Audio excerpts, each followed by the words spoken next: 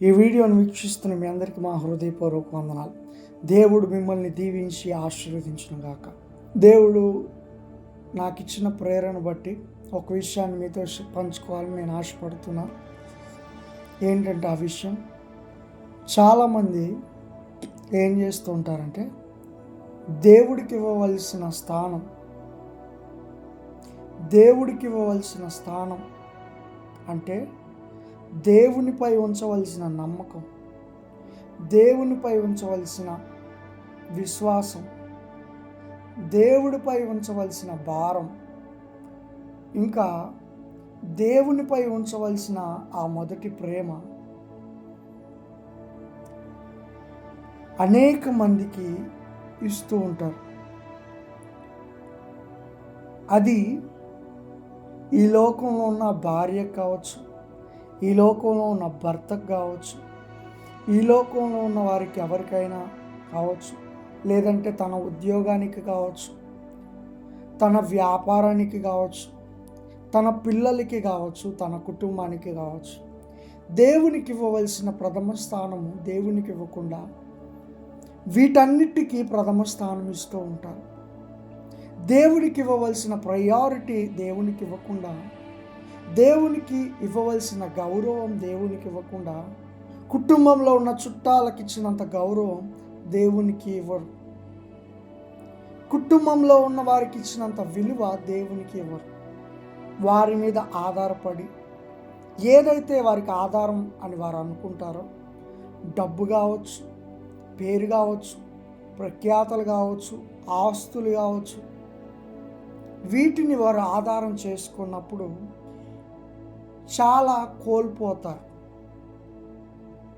అర్థమవుతుందా మీ అందరికీ? చాలా కోల్పోతారు. ఎందుకు నేను ఈ విషయాన్ని చెప్తున్నా అంటే,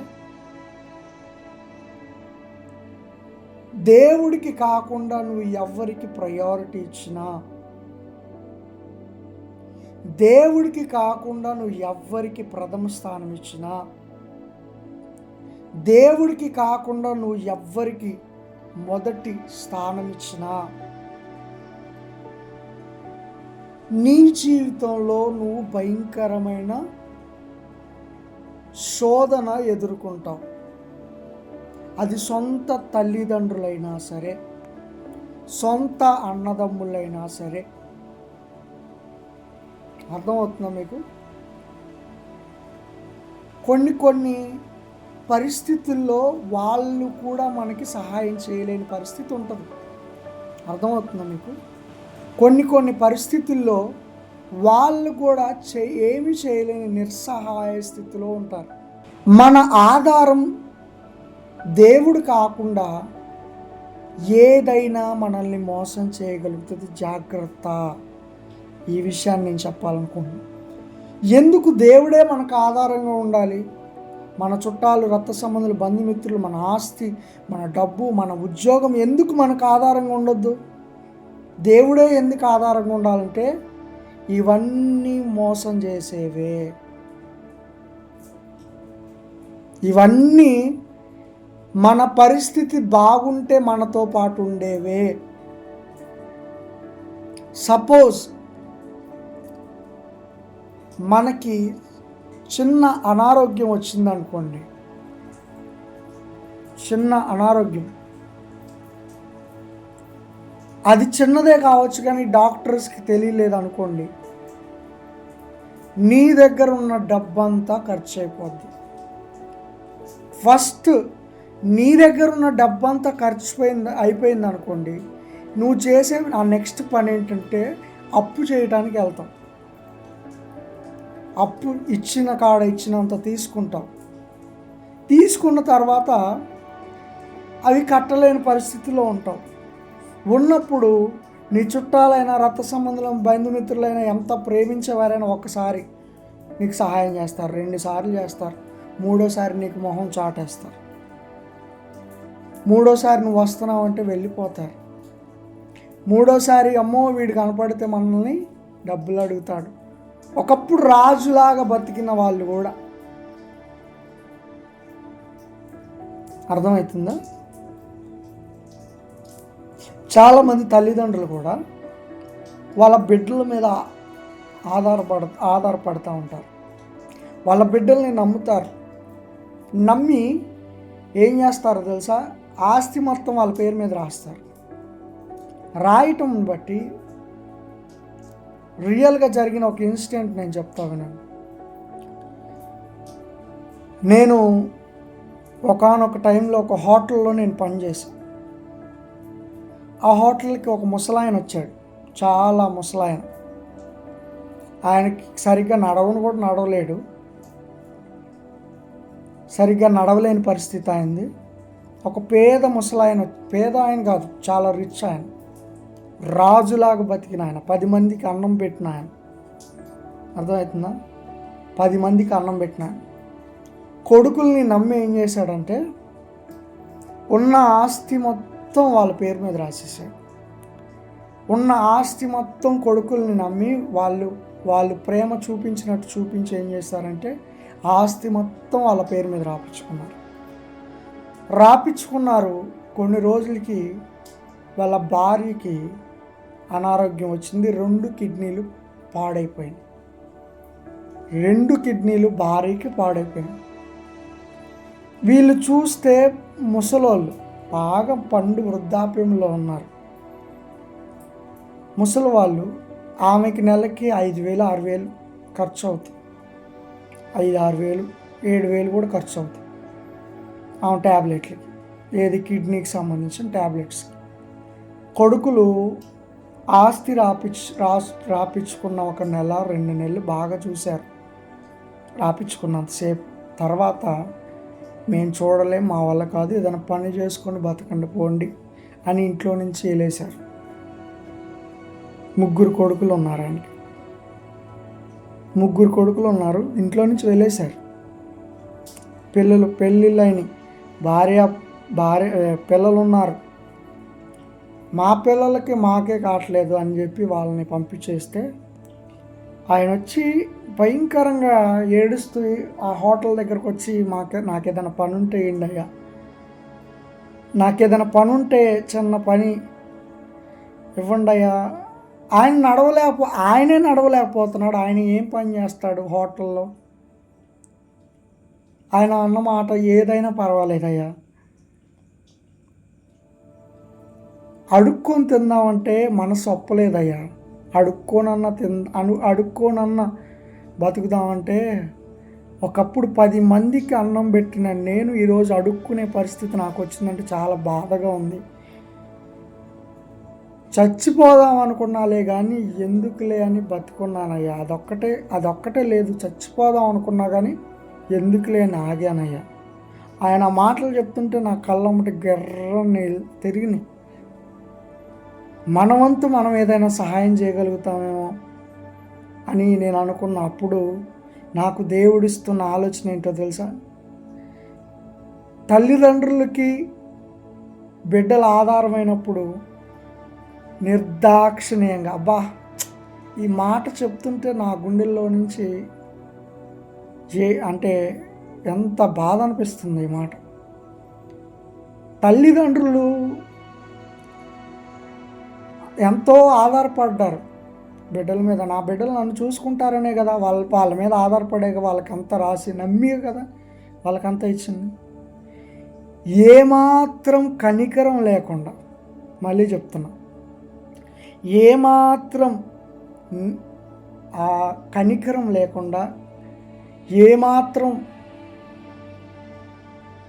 బాధ లేకుండా నిర్దాక్షిణ్యంగా నడి రోడ్డు మీద వదిలిపెట్టే ప్రేమ కన్నబిడ్డల ప్రేమ.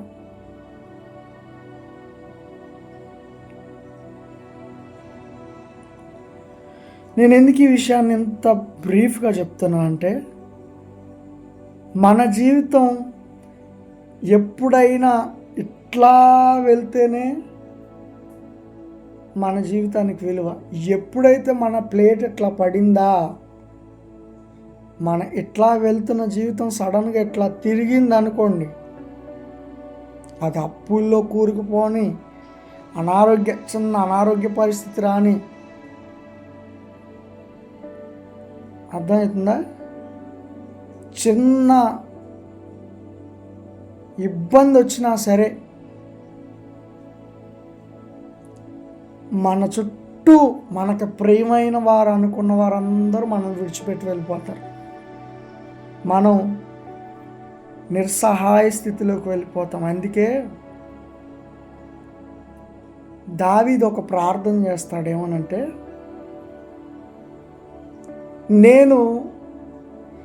నాకు ఈరోజు ఎంత మట్టుకు కావాలో నాకు అంతే ఇవ్వు ప్రభువా. ఒకవేళ నువ్వు ఎక్కువ ఇచ్చావనుకో, అసలు దేవుడు ఎవరు, యెహోవా ఎవరు అని నేను అంట. ఒకవేళ నువ్వు తక్కువ ఇచ్చావనుకో, అసలు దేవుడే అసలు ఉంటే దేవుడిని నిన్ను తిడతా, అంటే ఆకలి బాధతో. కానీ నాకు ఏ రోజుకి ఎంత కావాలో అంత అనుగ్రహించయ్యా అని ప్రార్థన చేస్తున్నాడు దావీదు. ఒక రాజు ప్రార్థన చేస్తున్నాడు. నీ మీద ఆధారపడటం నాకు నేర్పించు, నీ మీద నేను ఆనుకోవటం నాకు నేర్పించు అని చెప్పి ప్రార్థన చేస్తూ ఉన్నాడు. మన ప్లేట్ మారిందంటే తల్లిదండ్రులు పట్టించుకోరు, సొంత అన్నలు పట్టించుకోరు, వచ్చిన భార్యలు కూడా విడిచిపెట్టడానికి మొహమాటం ఉండదు. ఇంకా మొహమాటం ఉండదు. మీరు అనుకోవచ్చేమో నా భార్య ప్రేమ గలదని, మీరు అనుకోవచ్చేమో నా భర్త చాలా ప్రేమ గలడు నన్ను విడిచిపెట్టడానికి. కానీ ఈ విషయం ఏంటో చెప్పనా, నువ్వు వాళ్ళని ఆధారం చేసుకున్నావే అనుకో, దేవుడిని ఆధారం చేసుకో. దేవుడు వారి మనసును ఆయన చేతిలో ఉంది కాబట్టి ఆయన ఎట్లా లేదైనా వాళ్ళని దగ్గర ఉంచుతాడు. కానీ నువ్వు దేవుని మీద కాకుండా నీ భర్త మీద మనసు పెట్టావా, నీ భార్య మీద మనసు పెట్టావా, లేవగానే ప్రార్థన చేయకుండా నీ పనులు చేస్తున్నావా, లేవగానే ప్రార్థన చేయకుండా దేవునికి దుఃఖపరిచే పనులు చేస్తున్నావా? దేవుడు ఈరోజు నీతో మాట్లాడుతున్నాడు, ఒక అవకాశం ఇస్తున్నాడు. ఎందుకో నాకు ఈ వీడియోలు చేయక చాలా రోజులు అవుతుంది, మీకు తెలుసో తెలియదు. మీరు రెగ్యులర్గా ఫాలో అవుతుంటే వీడియోస్ అనేవి మీకు వస్తూ ఉంటాయి. అయితే చాలా రోజుల తర్వాత దేవుడు ఇచ్చిన వాక్య ఇది, ప్రత్యక్షత, ప్రేరణతో ఈ మాటలు నేను చెప్తాను. ప్రేరణతోనే చెప్తున్నాయి, సింపుల్గా చెప్పట్లా. ఈ వాక్యం వింటున్న ఎవరో దేవుని మీద కాకుండా వారికున్న వాటిపై ఆధారపడుతున్నారు. చాలా జాగ్రత్త, చాలా డేంజర్గా ఉన్నారు. మీరు చాలా సివియర్ డేంజర్లో ఉన్నారు. జాగ్రత్త పడండి. అది దేవుడిస్తున్న పిలుపు అనుకోండి. ఇది దేవుడి వాక్ అని మీరు నమ్మండి, అంతే. అర్థమవుతుందా? దేవుడిస్తున్నాడు ఈ మాట, దేవుని వాక్ అని మీరు నమ్మండి. తద్వారా దేవుడు గొప్ప కార్యం జరిగిస్తాడు. కాబట్టి నేను చెప్పదలిసింది ఒకటే,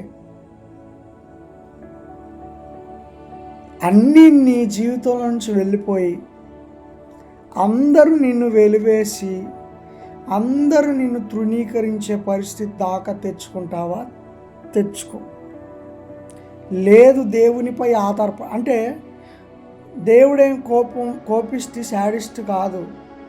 దేవుడు ప్రేమాస్వరూపి, అందరికంటే నిన్నెక్కువగా ప్రేమించే దేవుడు. అందరికంటే ఈ లోకంలో ఉన్న మనుషుల ప్రేమ అన్నిటిలో స్వార్థం ఉంది. తల్లిదండ్రుల ప్రేమలో స్వార్థం ఉంది, పిల్లల ప్రేమలో స్వార్థం ఉంది, భార్యాభర్తల ప్రేమలో స్వార్థం ఉంది, అందరి ప్రేమలో స్వార్థం ఉంది. కానీ స్వార్థం లేకుండా ప్రేమించేది యేసయ్య మాత్రం. ఆయన నీతో ఉండాలని ఆశపడుతున్నాడు, నీతో గడపాలని ఆశపడుతున్నాడు. మొదటి స్థానం దేవుడికి ఇవ్వటం ఎప్పుడైతే మనం ప్రారంభిస్తామో మన జీవితంలో ప్రతి సమస్యకు ఆయనే పరిష్కారం చూపిస్తూ ఉంటాడు. ప్రతి ఇబ్బందిని ఆయన నడిపిస్తూ ఉంటాడు.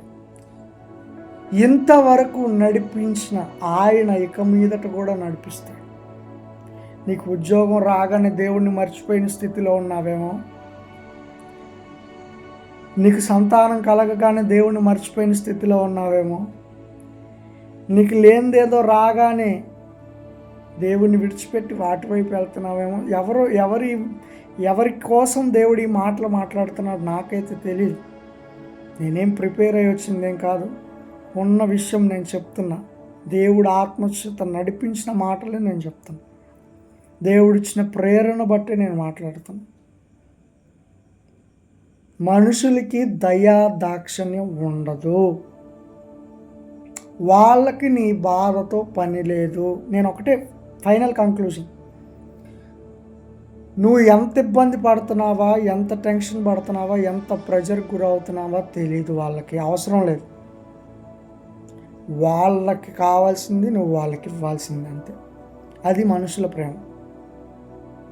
కాబట్టి దేవుడు ఈరోజు ఎవరితో మాట్లాడుతున్నాడో వారు జాగ్రత్తగా విని మార్చుకుంటారా, మార్చుకోండి. దేవుడు ఇస్తున్న అవకాశం ఇది. వార్నింగ్ అంటారు చూసారా, వార్నింగ్, ఫోన్లో వార్నింగ్ మోగుతూ ఉంటుంది. ఎవరి స్థితిలో, ఎవరి పరిస్థితులు, ఎవరి జీవితంలో ఈ పరిస్థితి ఉందో నాకు తెలియదు, కానీ దేవుడు వార్నింగ్ చేస్తున్నాడు. జాగ్రత్త పడి సరి చేసుకుంటారు, చేసుకోండి. చేసుకోరా, చేసుకోకండి. తద్వారా దేవుడు మిమ్మల్ని దీవించి ఆశీర్వదించి మేలైన మార్గంలో దేవుడు మిమ్మల్ని నడిపించును గాక. Amen. God bless you. Praise the lord.